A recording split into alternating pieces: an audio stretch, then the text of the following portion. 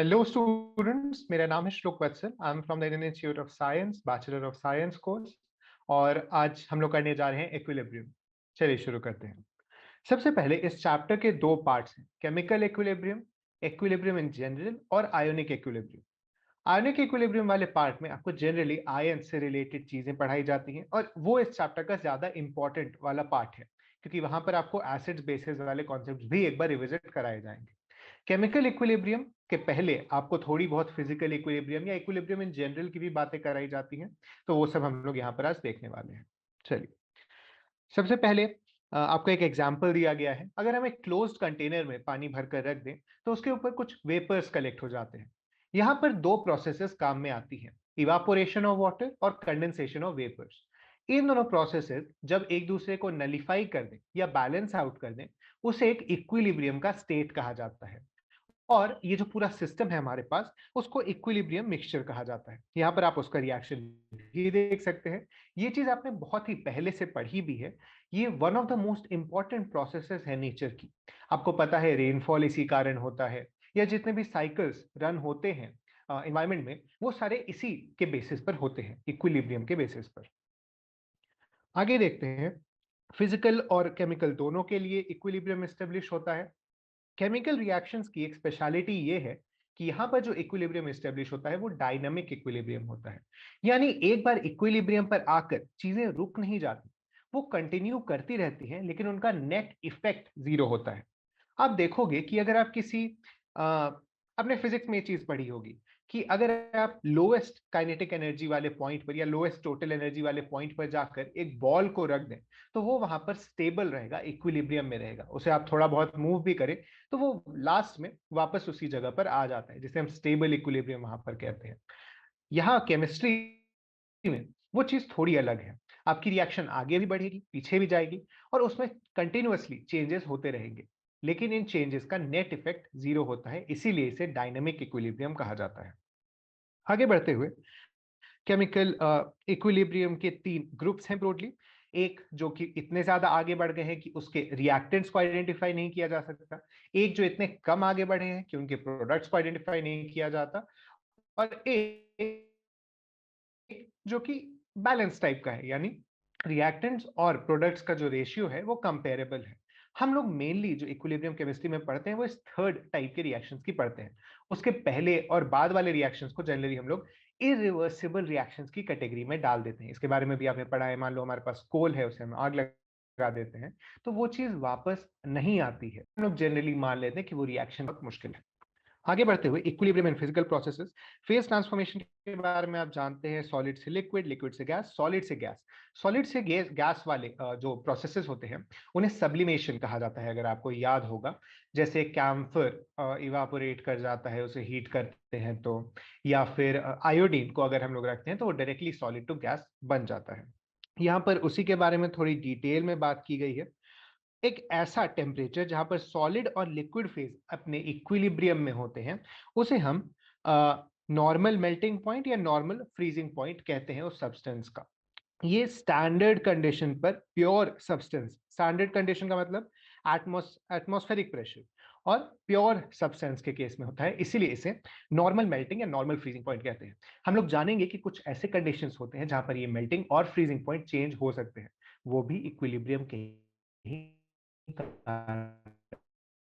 होता है। नेक्स्ट है लिक्विड वेपर इक्विलिब्रियम।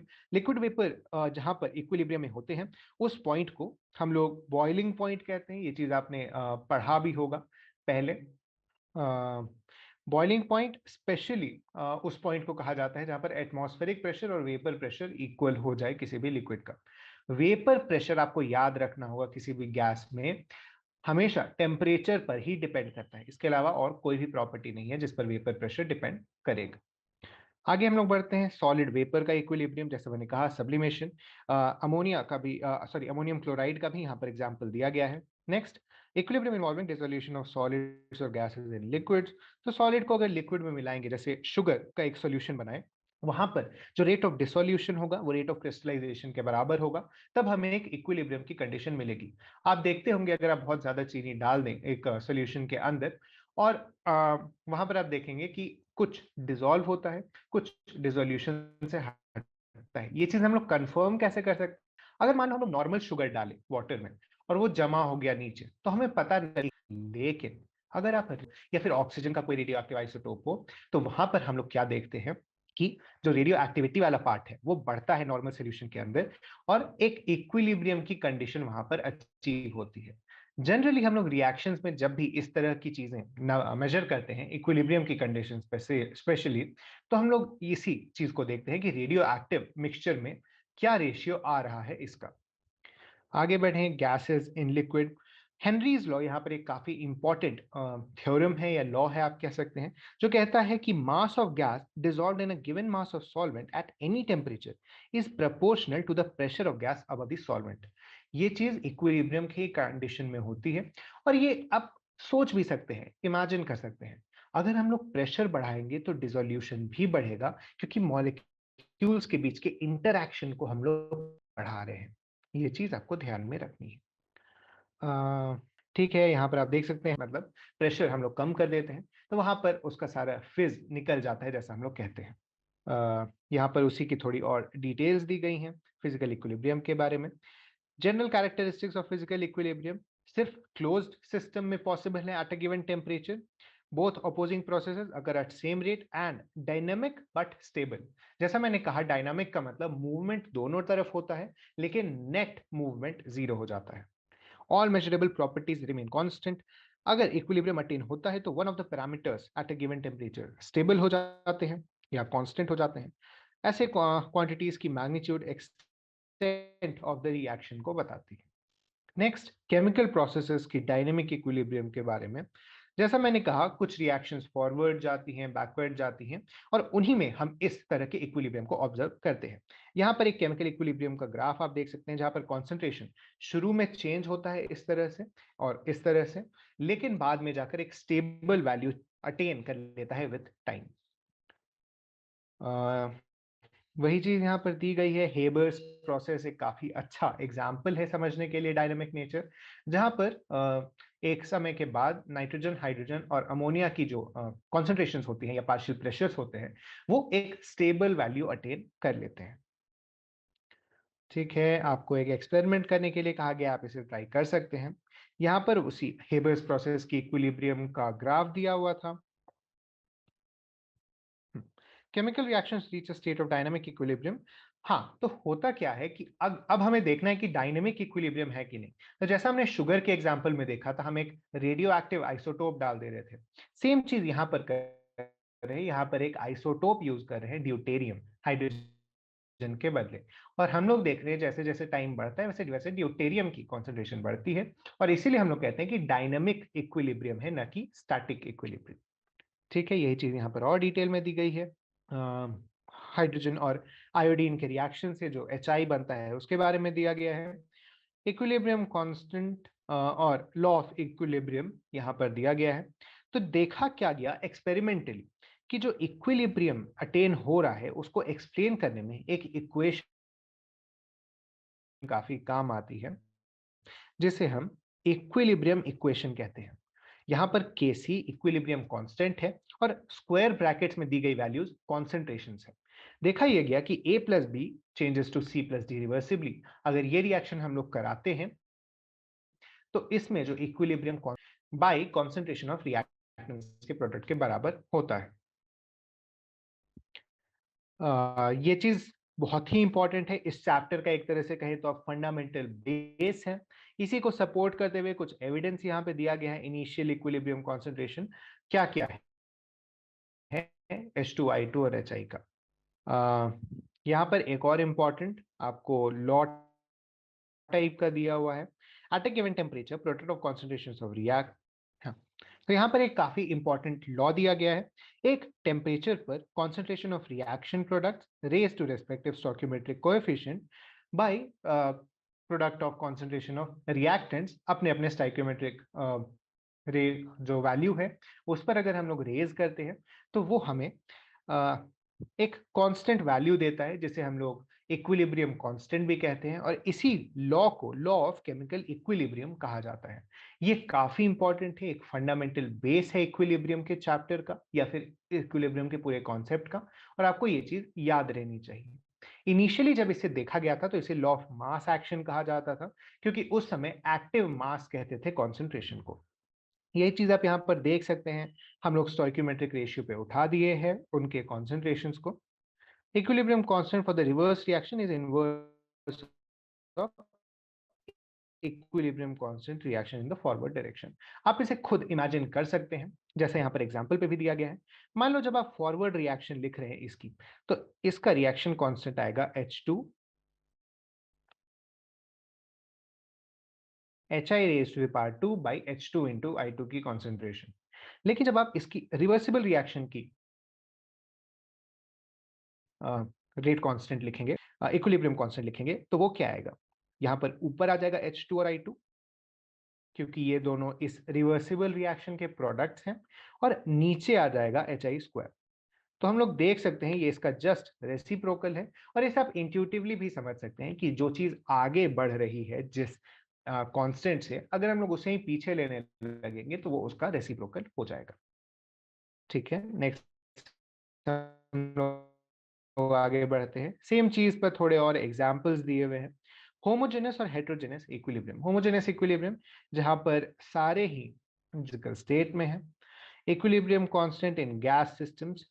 एक इंटरेस्टिंग चीज क्या है कि गैसेस के लिए हम लोग कॉन्सेंट्रेशन के साथ साथ एक और क्वांटिटी में बात करते हैं, उसे कहते हैं पार्शियल प्रेशर। पार्शियल प्रेशर निकलता कैसे है? तो आपने पढ़ा है पीवी इक्वल टू एनआरटी, जो आइडियल गैस वाला लॉ है, उसी को हम लोग यूज करते हुए इसे निकालते हैं। और इसका जो इक्विलिब्रियम कांस्टेंट आता है उसे हम लोग केपी कहते हैं। Difference in the number of product में गैसेस और रिएक्टेड में गैसेस की जो डिफरेंस है उसे कहते हैं। यानी अगर आपके पास दिया हो, जैसे यहाँ पे हम लोग देखते हैं प्रोडक्ट्स में नंबर ऑफ गैसेस कितने हैं, तो 2, यहाँ 2HI है, रिएक्टेड में -4। कुछ रिएक्शंस आपके पास ऐसे आएंगे जहां पर ये डेल्टा एन जीरो नहीं होगा, और वहां पर केपी और केसी की वैल्यू अलग अलग आती है। नेक्स्ट चीज क्या है? हाँ, हेटेरोजेनस इक्विलिब्रियम। हेटेरोजेनस इक्विलिब्रियम में सारे फिजिकल स्टेट्स सेम नहीं होंगे, और आपको वहां पर केपी और केसी का एक या मिक्सचर टाइप का यूज करना पड़ेगा। यानी जहां पर भी आपको कॉन्सेंट्रेशंस में एक्सप्रेस करना है, यानी सॉल्यूशंस के अंदर, वहां पर आप कॉन्सेंट्रेशन में एक्सप्रेस करेंगे, करना होगा गैसेस के अंदर। यहाँ पर एक इंटरेस्टिंग चीज ये है कि सॉलिड्स और प्योर लिक्विड्स को हम लोग इक्विलिब्रियम कांस्टेंट के इक्वेशन में नहीं लिखते हैं। ऐसा होता क्यों है? तो देखो, हम लोग इसे डिराइव भी कर सकते हैं, ये चीज एक्सरसाइज में भी है। मैं यहाँ पर ही आपको करके एक बार दिखा दे रहा हूँ। हमारे पास कॉन्सेंट्रेशन क्या होता है? मास, न sorry, number of moles by volume. Number of moles को हम लोग क्या लिख सकते हैं? Mass by molar mass by volume. अब मास बाय वॉल्यूम को हम लोग क्या लिख सकते हैं? डेंसिटी, और ये डिवाइडेड बाय मोलर मास। अब देखो, प्योर लिक्विड्स और सॉलिड्स की डेंसिटी चेंज नहीं करती, नहीं अगर वो प्योर है तो उसका मोलर मास चेंज करेगा। इसीलिए कॉन्सेंट्रेशन हमेशा इक्वल या फिर कांस्टेंट रहती है प्योर लिक्विड्स और सॉलिड्स के केसेस में। ये चीज आपको याद रखना है, ये चीज हम लोग आगे एक बार एक्सरसाइजेज में भी डिराइव करेंगे। ठीक है, नेक्स्ट उसी के ऊपर थोड़ी और डिस्कशन हुई है, केसी केपी के ऊपर। Application of equilibrium constant. Applications में सबसे पहले आता है predicting the extent of reaction. अगर आपको इक्विलिब्रियम कांस्टेंट पता है और उसकी वैल्यू पता है, अगर वो 10⁻³ से ऊपर आ रहा है तो प्रोडक्ट्स मेनली बनेंगे और रिएक्टेंट्स कम बनेंगे। अगर वो 10⁻³ से कम आ रहा है तो प्रोडक्ट्स नहीं बनेंगे, रिएक्टेंट्स ही बनेंगे, यानी रिएक्शन की एक्सटेंट बहुत ज्यादा नहीं होगी। अगर ये इन दोनों वैल्यूज के बीच में आता है तो हम लोग कह सकते हैं कि एक इक्विलिब्रियम एस्टेब्लिश हुआ है विथ इनफ प्रोडक्ट्स और रिएक्टेंट्स दोनों की कॉन्सेंट्रेशन। नेक्स्ट है predicting the direction of a reactant. यहाँ पर हम एक नई फॉर्मूला होता है वो सेम होगा इक्विलिब्रियम कांस्टेंट के, लेकिन इक्विलिब्रियम कांस्टेंट जहां इक्विलिब्रियम पर निकाला जाता था, रिएक्शन कोशेंट हम लोग किसी भी वैल्यू पर किसी भी टाइम पॉइंट पर निकाल सकते हैं। तो देखो, अगर रिएक्शन कोशेंट, यहां पर देखो फॉर्मूला दिया हुआ है, अगर रिएक्शन कोशेंट इक्विलिब्रियम कांस्टेंट से ज्यादा आता है तो रिएक्शन बैकवर्ड जाएगी। अगर रिएक्शन कोशेंट इक्विलिब्रियम कांस्टेंट से कम आता है तो रिएक्शन फॉरवर्ड जाएगी। और अगर इक्विलिब्रियम कांस्टेंट के बराबर आता है तो हम लोग कह सकते हैं इक्विलिब्रियम अचीव हो गया है, इसीलिए वहां पर रिएक्शन इक्विलिब्रियम के स्टेट में ही रहेगी। ये चीज यहाँ आपको ग्राफिकली भी दिखाया गया है, एक फोटो यहाँ पर बनी हुई है जिसे आप देख सकते हैं। Next, calculating the equilibrium concentrations. ये चीज काफी आसान बेसिक अलजेब्रा है। अब देखो, आपको अगर एक वैल्यू दी हुई है में और आपको एक कॉन्सेंट्रेशन निकालनी है, उसमें एक्स की वैल्यू निकालनी है लेट्स से, तो ये चीज बेसिक अलजेब्रा से हो जाएगी। आप जब हम लोग एक्सरसाइजेस सॉल्व करेंगे तो हम लोग इसके और एग्जांपल्स देखेंगे। यहाँ पर कुछ solve in equilibrium constant, reaction coefficient and Gibbs energy. आपने गिब्स एनर्जी के बारे में थर्मोडायनेमिक्स में पढ़ा होगा। गिब्स एनर्जी अगर नेगेटिव है तो रिएक्शन स्पॉन्टेनियस होती है और फॉरवर्ड डायरेक्शन में जाती है। गिब्स एनर्जी अगर पॉजिटिव है तो रिएक्शन नॉन स्पॉन्टेनियस होती है और जनरली रिवर्स डायरेक्शन में अगर जो रिएक्शन होगी उसको फेवर करेगी। इसके साथ ही अगर वो जीरो है तो इक्विलिब्रियम अचीव हो गया है। अब हम लोग इसी फैक्ट का यूज करेंगे कि अगर गिब्स एनर्जी जीरो है तो इक्विलिब्रियम का स्टेट अचीव्ड है।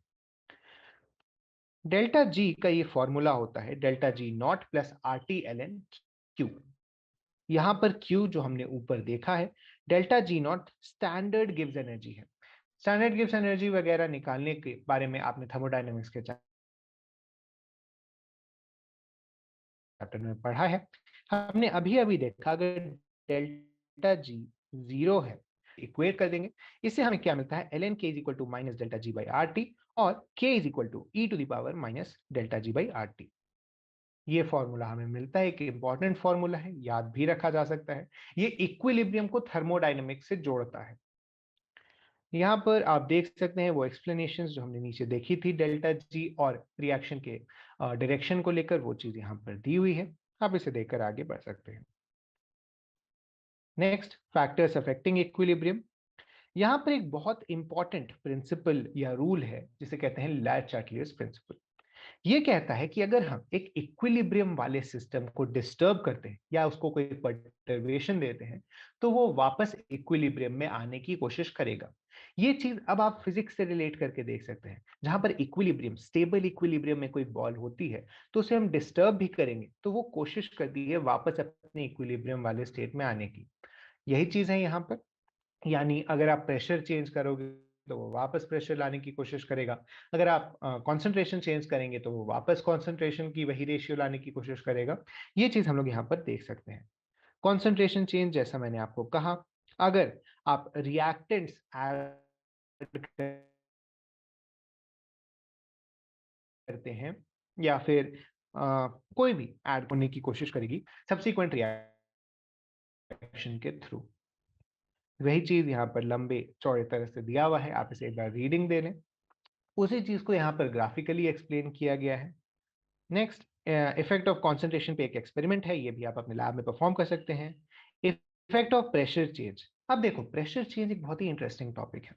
हमने ऊपर देखा कि कैसे कॉन्सेंट्रेशन और प्रेशर एक दूसरे से रिलेट होता था, जो कि बेसिक आपको PV is equal to NRT वाली इक्वेशन से भी आता है। यहाँ पर क्या होगा, अगर हम लोग किसी चीज की प्रेशर बढ़ाते हैं तो उसका कॉन्सेंट्रेशन भी बढ़ेगा। अगर हम किसी चीज की पार्शियल प्रेशर बढ़ाते हैं तो उसका कॉन्सेंट्रेशन भी बढ़ेगा। और जिस तरह से अगर इंक्रीज होता है कॉन्सेंट्रेशन तो उसे डिक्रीज करने की कोशिश की जाती है।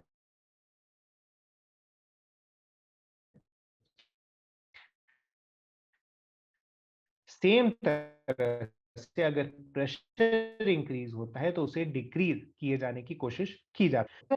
प्रेशर बढ़ा दें तो रिएक्शन उस तरफ जानी चाहिए जहां पर नंबर ऑफ गैस मॉलिक्यूल्स कम है। ऐसा क्यों?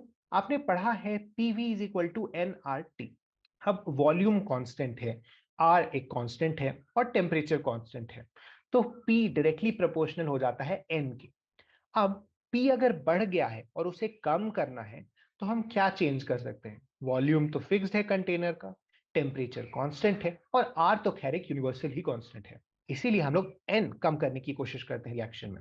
वो एन कम कैसे होगा? तो नंबर ऑफ मॉलिक्यूल्स कम करके वो एन कम किया जा सकता है। यही चीज हम लोग यहाँ पर देखते हैं। नेक्स्ट है effect of inert gas addition. Inert gas अगर एक कांस्टेंट वॉल्यूम पर ऐड की जाए तो उसका कोई भी इफेक्ट नहीं पड़ता है। यहां पर एक चीज दी गई है, अगर प्रेशर कांस्टेंट हो और तब उसमें इनर्ट गैस ऐड किया जाए, तो आप खुद देखो कि अगर प्रेशर कांस्टेंट है और उसमें कोई नया गैस ऐड किया जा रहा है, तो वहां पर होगा क्या? आपके जो पुराने गैसेस थे उनका कंट्रीब्यूशन टू द प्रेशर कम होगा, यानी उनका पार्शियल प्रेशर कम हो जाएगा, यानी उनकी कॉन्सेंट्रेशन कम हो जाएगी। तो इसे आप चेंज इन प्रेशर टाइप का ही सिचुएशन समझकर डील करें। बस आपको ये याद रखना है कि कांस्टेंट वॉल्यूम पर इनर्ट गैसेस ऐड करने पर कोई भी इफेक्ट नहीं पड़ेगा। Next, effect of temperature change. Temperature change का इफेक्ट आप थर्मोडायनेमिक्स से समझ सकते हैं। डेल्टा जी चेंज हो जाएगा डेल्टा एच इंटू टी वाले टर्म के चेंज होने से। नेक्स्ट है इफेक्ट ऑफ टेम्परेचर पे एक्सपेरिमेंट। सेम चीज आप अपने लैब में परफॉर्म कर सकते हैं। इफेक्ट ऑफ अ कैटलिस्ट, ये बहुत ही इंटरेस्टिंग चीज है। आपने पढ़ा है या फिर आप पढ़ेंगे क्लास 12 में एक्चुअली। कैटलिस्ट करता क्या है? कैटलिस्ट आपको एक ऑल्टरनेटिव पाथवे देता है जिसके कारण रेट ऑफ रिएक्शन तेज हो जाती है। रेट ऑफ रिएक्शन तेज होती है, ना कि रिएक्शन के एंड प्रोडक्ट्स। आपका एंड प्रोडक्ट डिसाइड करता है इक्विलिब्रियम कांस्टेंट या फिर इक्विलिब्रियम के कॉन्सेंट्रेशंस, ना कि उस तक पहुंचने का रेट। इसीलिए कैटलिस्ट का एडिशन कोई भी इफेक्ट नहीं डालता है अपने कॉन्सेंट्रेशन के ऊपर या फिर इक्विलिब्रियम कांस्टेंट के ऊपर। तो ये चीज यहाँ पर दी हुई थी, हेबर ने डिस्कवर किया था एक कैटलिस्ट, उसी के बाद कुछ रिएक्शंस हुए थे। ठीक है। Next, ionic equilibrium in a solution. जैसा मैंने कहा था, इस चैप्टर का दूसरा पार्ट आयोनिक इक्विलिब्रियम है। आयंस आप जानते हैं जो डिसोसिएट कर जाते हैं। आयोनिक सॉलिड्स के बारे में आपने पढ़ा है, आयोनिक बॉन्ड्स के बारे में भी आपने पढ़ा है। Acids, basis and salts. Acids, basis and salts actually काफी समय से हमारे इमेजिनेशन में है, हम उसे समझने की कोशिश कर रहे हैं और उसके रिगार्डिंग कुछ रूल्स दिए गए या फिर कुछ हाइपोथेसिस दी गई हैं, कुछ डेफिनेशंस दिए गए हैं। सबसे पहले आता है आर्हेनियस का कॉन्सेप्ट। आर्हेनियस ने कहा एसिड्स वो कंपाउंड्स हैं, ये डेफिनेशन आप याद करेंगे, आपको बहुत पहले से पढ़ाया जा रहा है। एसिड्स वो कंपाउंड्स हैं या फिर वो मॉलिक्यूल्स हैं जो H प्लस देते हैं सॉल्यूशन के अंदर, और बेसिस वो मॉलिक्यूल्स हैं जो OH माइनस देते हैं। इससे कुछ एसिड्स और बेसिस की डिफरेंशिएशन तो हुई, लेकिन कई सारे ऐसे कंपाउंड्स थे जो एसिडिक या बेसिक बिहेवियर शो कर रहे थे, लेकिन इस डेफिनेशन से वो कवर नहीं हो पा रहे थे। इसीलिए ब्रॉन्स्टेड लॉरी ने एक नया कॉन्सेप्ट दिया, एसिड्स वो कंपाउंड है जो H प्लस देते हैं और बेसिस वो कंपाउंड है जो H प्लस एक्सेप्ट करते हैं। ये डेफिनेशन कुछ और नए कंपाउंड को कवर करी थी, लेकिन अभी भी कुछ ऐसे कंपाउंड थे जो एसिडिक या बेसिक बिहेव पा रहे थे। उसके बाद लुइस ने एक OH माइनस की पूरी खेल को ही खत्म कर दिया। उन्होंने कहा कि अगर कोई कंपाउंड लोन पे डोनेट करता है तो वो लुइस है। इसके बारे में आपने बॉन्डिंग में पढ़ा था, और नेक्स्ट ईयर जब आप कोऑर्डिनेशन पढ़ेंगे तो इसके बारे में और भी डिटेल में आप जानेंगे। अभी के लिए आप बस इन तीनों की डेफिनेशंस याद रखें। एक चीज आप नोटिस करेंगे वो ये है कि अर्हेनियस कॉन्सेप्ट के अकॉर्डिंग जो एसिड्स होते हैं वो ब्रॉन्स्टेड लॉरी कॉन्सेप्ट के हिसाब से भी एसिड्स हैं, और ब्रॉन्स्टेड लॉरी के जो बेसिस वो लुइस के अकॉर्डिंग भी बेसिस हैं। ये चीज बस आप याद रखिएगा, तीनों के बीच में कोरिलेशन है। आगे बढ़ते हुए, लुइस एसिड्स एंड बेसिस, जैसा मैंने कहा, ionization of acids and bases. एक चीज आपको याद रखनी है, कॉन्जुगेट एसिड का मतलब है उस कंपाउंड में H प्लस डालने से जो भी चीज बनेगा उसे कॉन्जुगेट एसिड बोलते हैं, और कॉन्जुगेट बेस का मतलब है उस कंपाउंड से एक H प्लस निकालने से जो भी बनेगा आयन या फिर जिसे हम ग्रुप कहते हैं, उसे हम कॉन्जुगेट बेस कह सकते हैं। ठीक है। आगे बढ़ते हुए, stronger acid donates a proton to stronger base. एक चीज यहाँ पर हम जानेंगे आगे चलकर, चलिए, सबसे पहले आयनाइजेशन कांस्टेंट ऑफ वाटर और आयनिक प्रोडक्ट के बारे में जानते हैं। तो ionic product of water KW define किया जाता है H प्लस और OH माइनस की कॉन्सेंट्रेशन के प्रोडक्ट को। 298 केल्विन जो रूम टेम्परेचर हम मानते हैं, उस पे ये होता है 10 to the power minus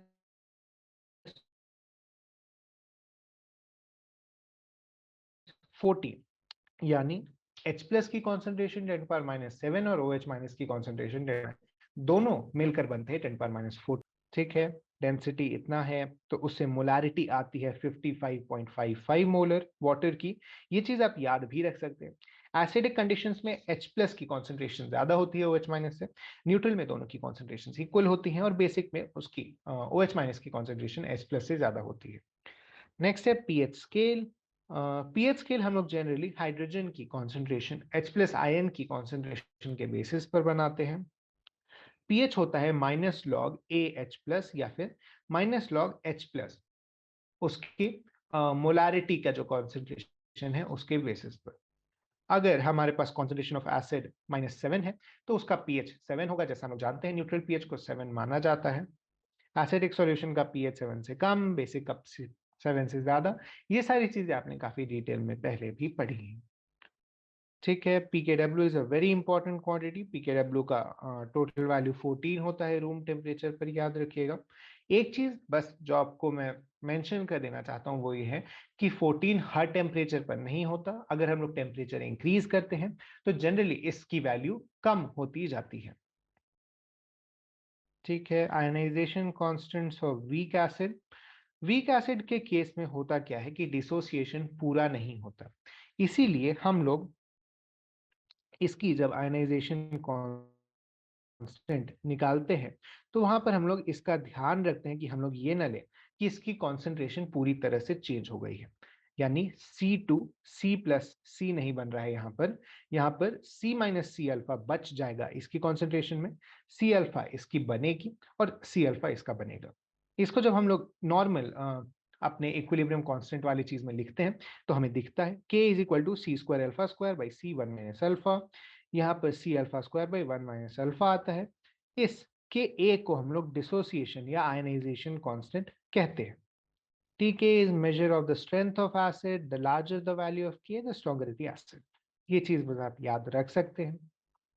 ionization constant कुछ एसिड्स का यहाँ पर दिया गया है। pKa की वैल्यू होती है माइनस लॉग के जो हम लोग ने ऊपर निकाला उसी को अगर हम लोग लॉग में डाल के एक नेगेटिव साइन लगाते हैं तो हमें pKa मिलता है।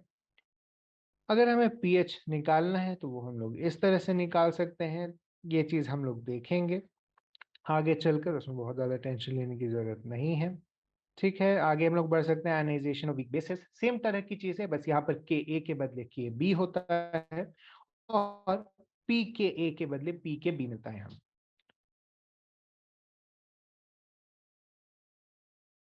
ठीक है, ये चीज हो गया। Relation between K A and K B, हम P H plus P O H को पी के डब्ल्यू के बराबर लिखे थे। ये 14 था, इसको हम लोग लिख सकते हैं minus log H plus plus minus log O H minus और की कॉन्सेंट्रेशन 10 टू द पावर। हाँ, तो जैसा मैं कह रहा था, इन दोनों की कॉन्सेंट्रेशन का प्रोडक्ट आप देख सकते हैं यहाँ पर आएगा 10 टू पावर 14। और इसी चीज को हम लोग यूज करते हुए पीके और पीके बी के भी बीच के रिलेशन को निकालते हैं।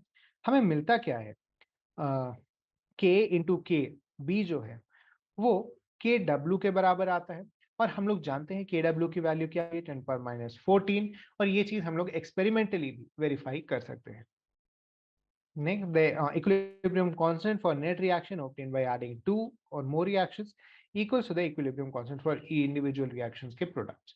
ये चीज इंपॉर्टेंट है इसलिए क्योंकि कई बार क्या होगा, आपको एक कॉम्बिनेशन ऑफ रिएक्शंस दिए रहेंगे और आपको उन सभी का नेट रिएक्शन कांस्टेंट निकालना पड़ता है या इक्विलिब्रियम कांस्टेंट निकालना पड़ता है। K into K B is equal to K W, ये चीज आप देख सकते हैं। डाई और पॉली बेसिक एसिड्स और di and poly acidic bases के बारे में यहाँ पर दिया गया है। आपको K1 K2 निकालना होता है। जनरली हम लोग क्या देखते हैं कि K1 काफी हाई होता है एज कम्पेयर टू K2। आप ये चीज जान ही सकते हैं, पहला हाइड्रोजन निकालना आसान होगा, उसके बाद उसकी अट्रैक्शन बढ़ जाएगी अपने आयोनिक पेयर के साथ, और इसीलिए वहां से दूसरा H प्लस निकालना मुश्किल हो जाता है। Factors affecting acid strength, polarity, ये सब तो हम लोग इस चीज को यहाँ पर स्किप कर सकते हैं। Common ion effect in ionization of acids and bases. देखा क्या जाता है, आपने ऊपर भी देखा, हम लोग के पास इक्विलिब्रियम कांस्टेंट में जो भी वैल्यूज दी गई है, अगर उनमें से किसी की कॉन्सेंट्रेशन पहले से ऊपर कर दी जाए तो उसकी जो नई कॉन्सेंट्रेशन ऐड होगी एसिडिक स्ट्रेंथ के कारण वो कम होगी। अब देखो HCl है मान लो और वो डिसोसिएट हो रहे, HCl एक्चुअली स्ट्रॉन्ग एसिड है, उसकी एग्जांपल हम लोग नहीं लेते। मान लो CH3COOH है, वो डिसोसिएट होता CH3CO माइनस और H प्लस में।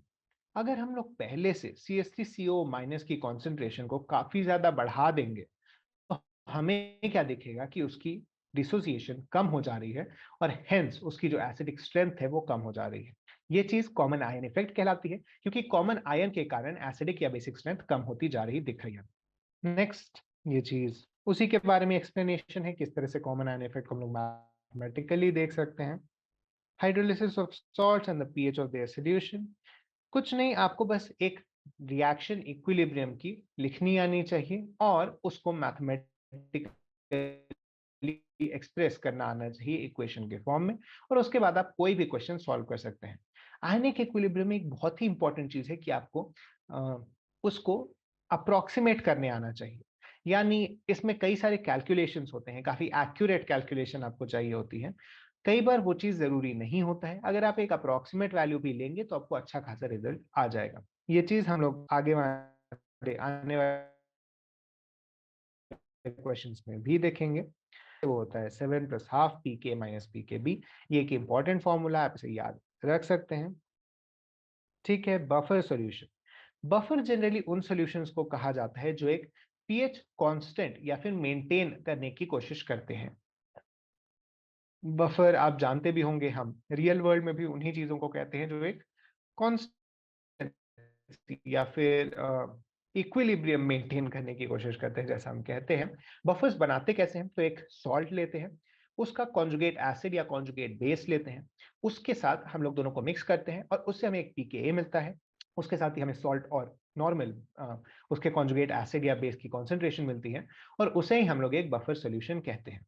आप जब केमिस्ट्री लैब में जाएंगे या फिर बायो लैब में जाएंगे तो वहां पर आपको अलग अलग पीएच के बफर्स दिखेंगे, अलग अलग सोल्यूशंस के बफर दिखेंगे, उन सबको देखकर आप इसे समझ सकते हैं। यहाँ पर वही हम देख रहे हैं, डिजाइनिंग अ बफर सोल्यूशन। यहाँ पर सबसे इंपॉर्टेंट चीज ये हेंडरसन हैसलबर्ग इक्वेशन है, जिसका समराइज फॉर्म यहाँ पर दिया गया है। pH is equal to pK plus log of salt by acid की कॉन्सेंट्रेशन। ये काफी इंपॉर्टेंट फॉर्मूला है, आपको ये जरूर पता होना चाहिए, याद होना चाहिए, क्योंकि इसका डायरेक्ट एप्लीकेशन आता है ज्यादातर केसेस के अंदर।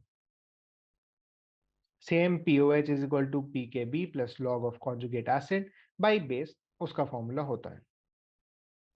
नेक्स्ट हम लोग देख रहे हैं solubility equilibrium of sparingly soluble salts.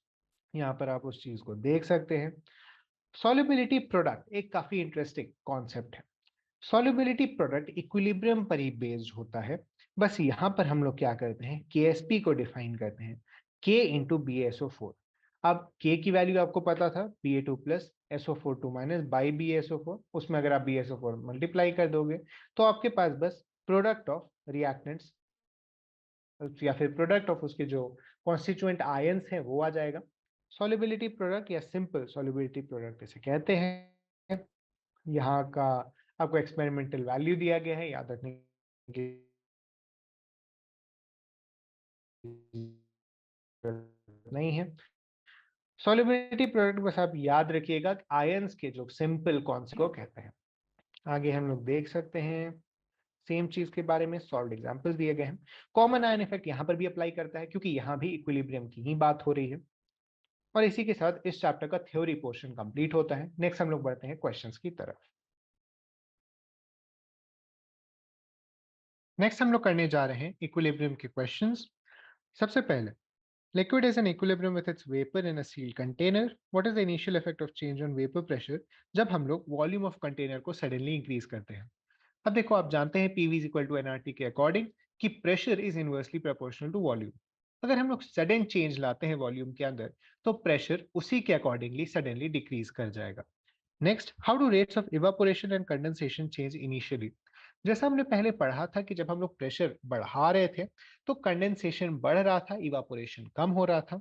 अब जब प्रेशर कम हो गया है तो यहाँ पर कंडेंसेशन डिक्रीज करेगा और इवापोरेशन इंक्रीज करेगा। Next, what happens when equilibrium is restored and what will be the final vapor pressure? Equilibrium जैसे जैसे रिस्टोर होगा तो हम देखते हैं वेपर प्रेशर, आपको याद होगा, ओनली डिपेंडेंट ऑन टेम्परेचर।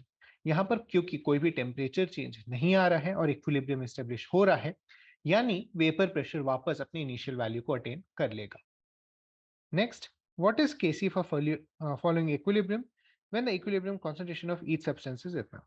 हम जानते हैं यहाँ पर केसी होगा क्या? SO3 बाय SO2 और O2। यहाँ पर आप सिर्फ इनकी वैल्यूज रिप्लेस कर दें, काफी डायरेक्ट क्वेश्चन है।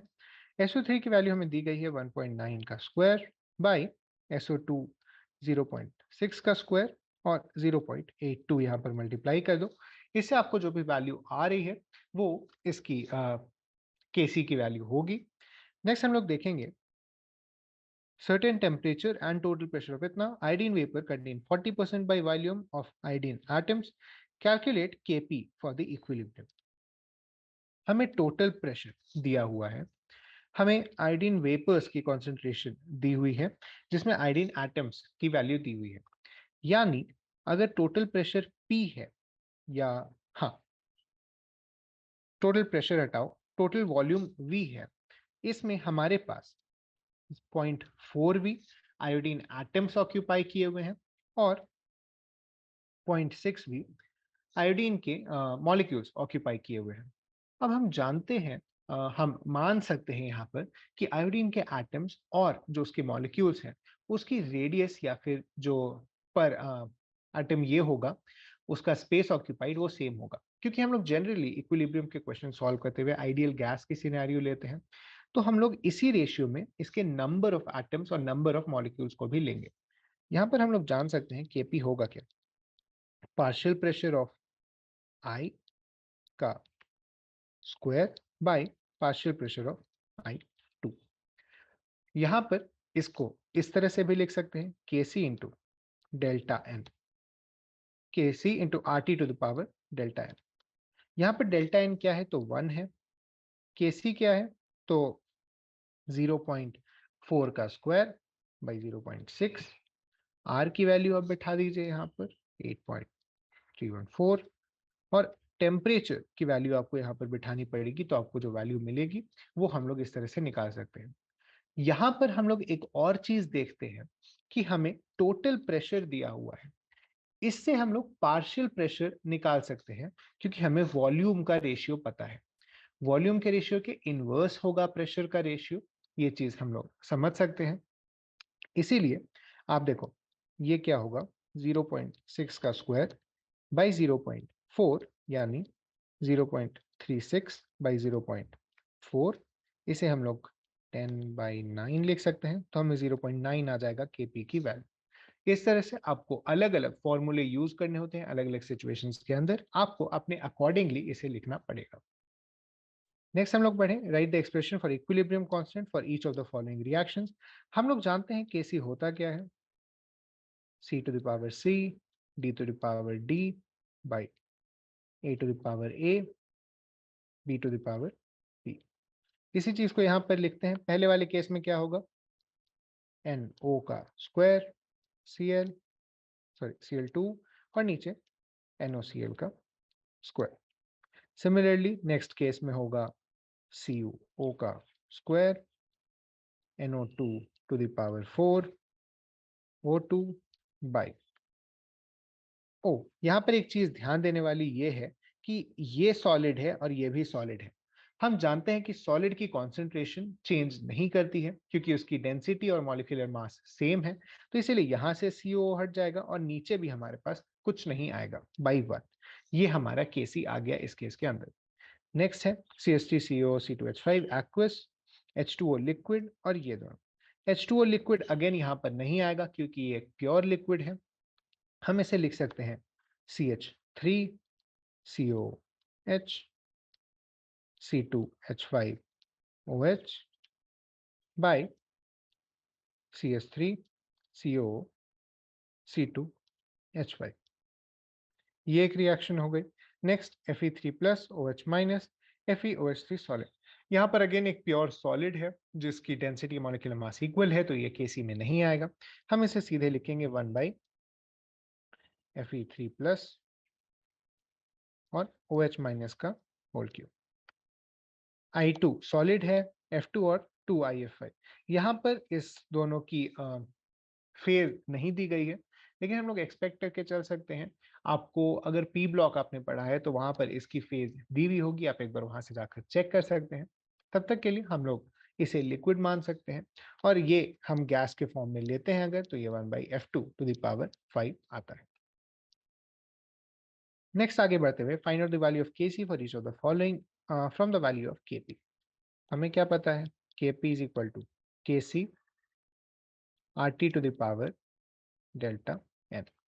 अब देखो डेल्टा n की वैल्यू क्या है, यहाँ पर 1 है और यहाँ पर भी 1 है, यानी कि C जो होगा वो अपना Kp बाई 1314 इंटू टेम्परेचर जो भी आपका दिया हुआ है टू द पावर 1 इन दोनों केसेस के अंदर होगा। फर्स्ट केस में Kc हो जाएगा 1.8 इंटू 10⁻² बाई 8.314 इंटू 500, और दूसरे केस में होगा 167 बाई 8.314 इंटू 1073।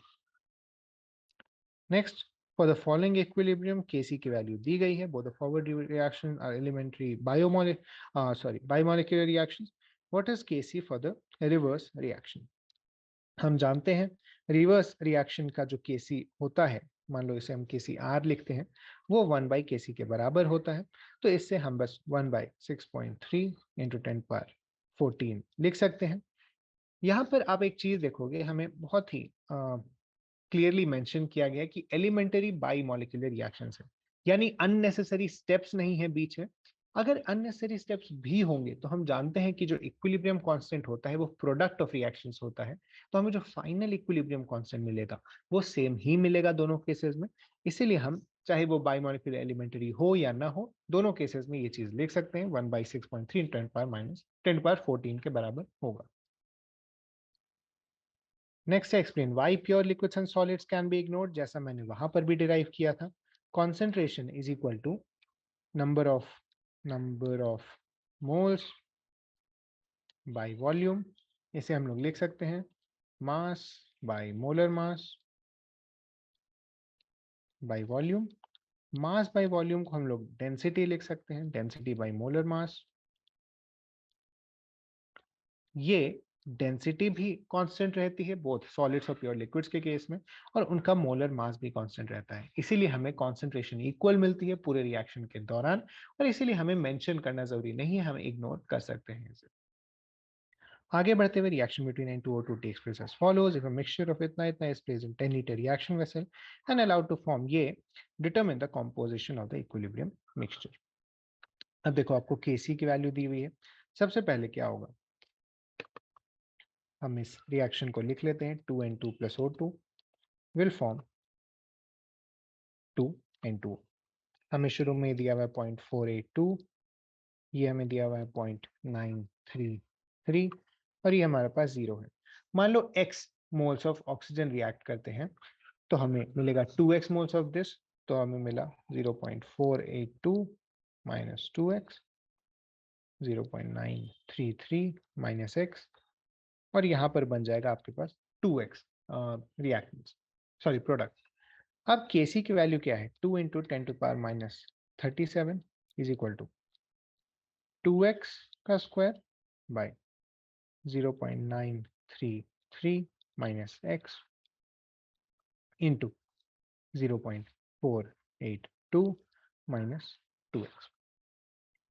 अब बस आप इसे इक्वेट कर दो। तो ये रिएक्शन थोड़ी मुश्किल है लिखने में, लेकिन एक चीज अगर आप नोटिस करोगे तो आपको ये मिलेगा कि हम इसे ऑलमोस्ट एक तरह से लिख सकते हैं।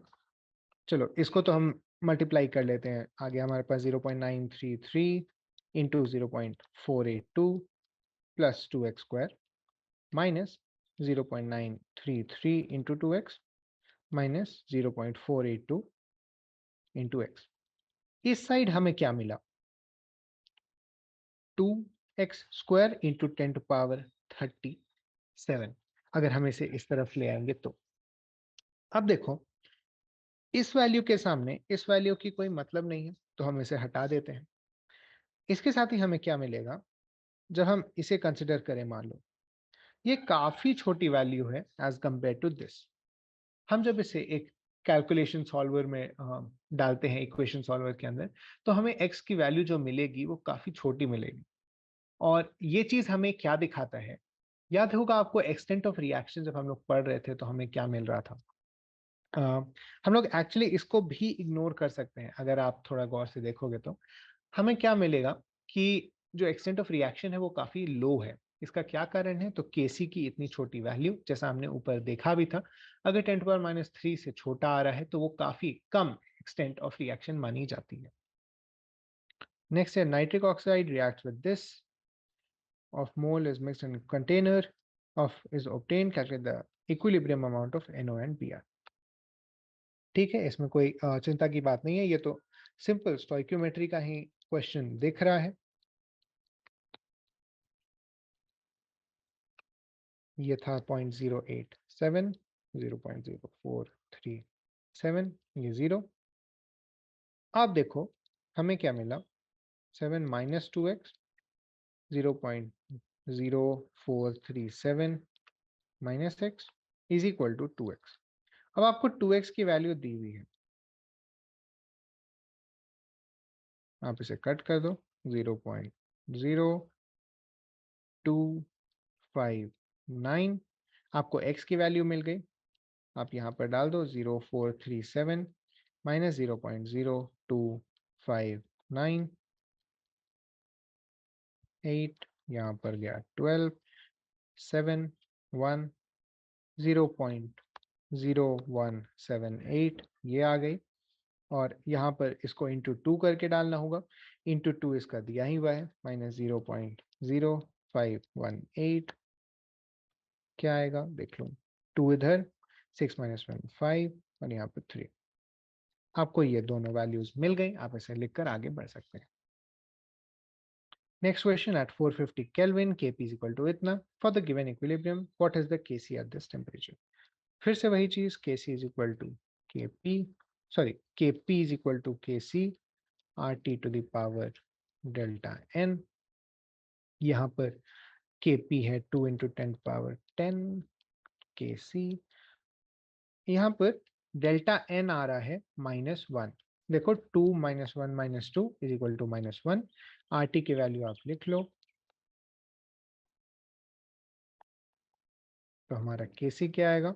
8.314 इंटू 450 इंटू 2 इंटू 10⁻10। इसकी वैल्यू आप कैलकुलेट कर लो, ये आपका Kc आ गया। Next, a sample of HI is placed in a flask at a pressure of itna. At equilibrium, the partial pressure is itna. What is the Kp for the given equilibrium? ठीक है, शुरुआती values क्या दी हुई है? 0.200। अब देखो partial pressure is इतना, 0.4 यहाँ आ गया। अब देखो अगर इसका 0.2 माइनस 2x होता तो ये बनाता दोनों की x और x, क्योंकि इसके 2 से इसका 1 और 1 बन रहा है। यहाँ पर ये इक्वल टू है 0.04 के, तो इससे आया क्या? 2x is equal to 0.16, x आ गया 0.08। हेंस इसकी वैल्यू होगी 0.08, इसकी वैल्यू 0.08। अब इसे Kp तो आप निकाल ही सकते हो, 0.08 इंटू 0.08 बाई 0.04 का होल स्क्वायर, 2, 2, इसकी वैल्यू आ गई 4। आगे बढ़ते हुए mixture of 1.57 mole of N2, 1.92 mole of H2 and 8.13 mole of NH3 is introduced into a 20-liter reaction vessel at 500 Kelvin. At this temperature, the equilibrium constant for this reaction is this. Is the reaction mixture at equilibrium? If not, what the direction of the net reaction?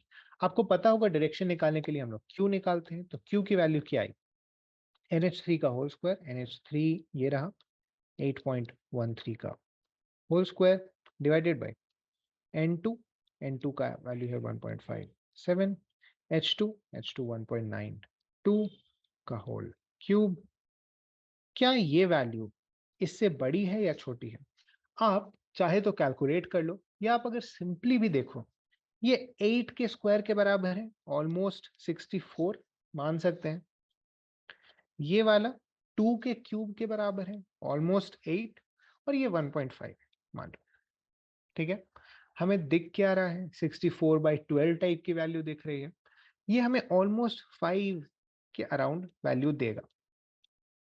अब देखो, ये value है 170 और यहाँ पर हमें value मिली है 5।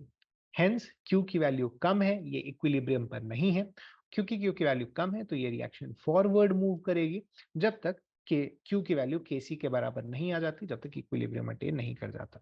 Hence reaction proceeds forward. Next क्या है? Equilibrium constant expression for a gas reaction is this, right the balance chemical equation. हमें पता है ये चीज, हमने लॉ ऑफ इक्विलिब्रियम में भी पढ़ा है। जो भी उसकी स्टोइकियोमेट्रिक रेशियो होती है वो उसके कॉन्सेंट्रेशन के एक्सपोनेंशियल पे चढ़ जाती है। यही चीज हम लोग यहाँ पर देख रहे हैं। नीचे रिएक्टेंट्स होंगे तो NO4 plus 6H2O 4NH3 plus 5O2। क्या ये बैलेंस्ड है? तो 4N 4N, 12H 12H, 10O 10O। Hence ये एक बैलेंस्ड रिएक्शन है। अगर ये रिएक्शन बैलेंस नहीं होती, मान लो अभी इसके बाद, तो हम लोग क्या करते? हमारे पास एक और ऑप्शन होता, हम कहीं भी यहाँ पर एक सॉलिड ऐड कर सकते हैं या एक प्योर लिक्विड ऐड कर सकते हैं। तो मान लो हमारे पास कोई ऐसी सिचुएशन आती जहां पर ये बैलेंस्ड नहीं होता, वहां पर हम लोग कुछ सॉलिड्स ऐड करने की कोशिश करते, कुछ प्योर लिक्विड्स ऐड करने की कोशिश करते, तब जाकर हमें एक करेक्ट बैलेंस्ड इक्वेशन मिलता। तो ये चीज ध्यान में रखना कि हमारे रेट लॉ में, या सॉरी हमारे इक्विलिब्रियम के जो इक्वेशन है उसमें प्योर लिक्विड्स और सॉलिड्स मेंशन नहीं है। इसीलिए अगर हमें बैलेंस करना है तो हम इन्हें फ्रीली यूज कर सकते हैं। नेक्स्ट क्या है? 1 mole of H2O and 1 mole of CO are taken in 10-liter vessel and heated इतना। Equilibrium water reacts with CO according to the equation. Calculate equilibrium constant for the reaction. शुरू में क्या है? इसका 1 मोल है, इसका 1 मोल है, ये 0 और 0 है। Heated, 40% of water reacts with CO।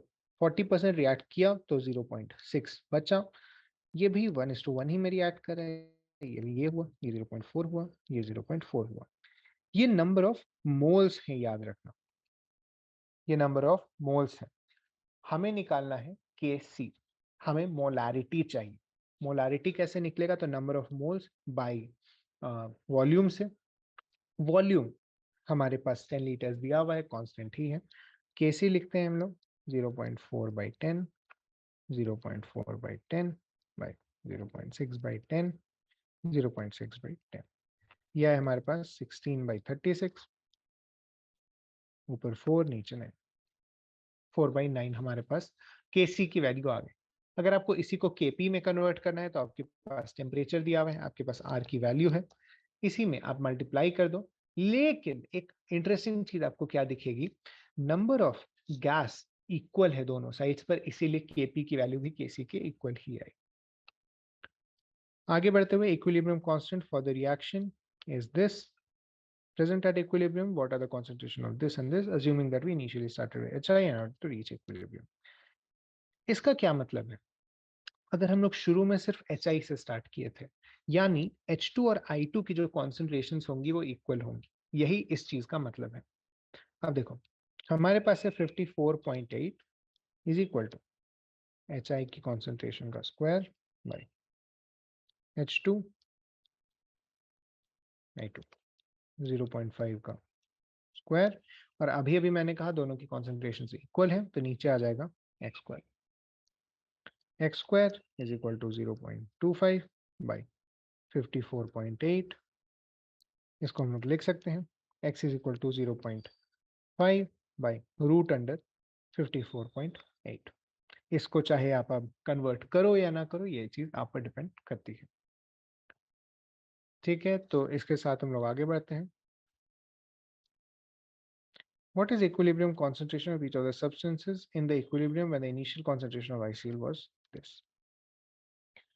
शुरू में था 0.78, ये बना 0.78 minus 2x, x square by 0.78 minus 2x का whole square is equal to 0.14। Solve कर लो, आपको इसका आंसर मिल जाएगा। Next, Kp, for the equilibrium shown below. What is the equilibrium concentration of C2H6 when it is placed in a flask of 4 atm pressure and allowed to come to equilibrium? ठीक है, Kp है हमारे पास 0.04,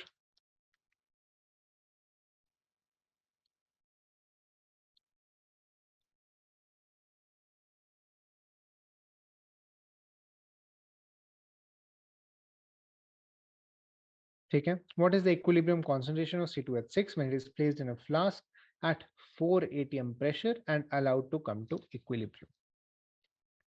ठीक है, अब देखो हमारे पास मान लो शुरू में इसकी वैल्यू होगी x, ये दोनों होंगे 0, बाद में इसकी वैल्यू क्या हो जाएगी x माइनस वाई, और इसकी वैल्यू y और y। अब x प्लस y की वैल्यू हमें दी हुई है 4 atm, हमें क्या करना है, हमें x माइनस y की वैल्यू निकालनी है।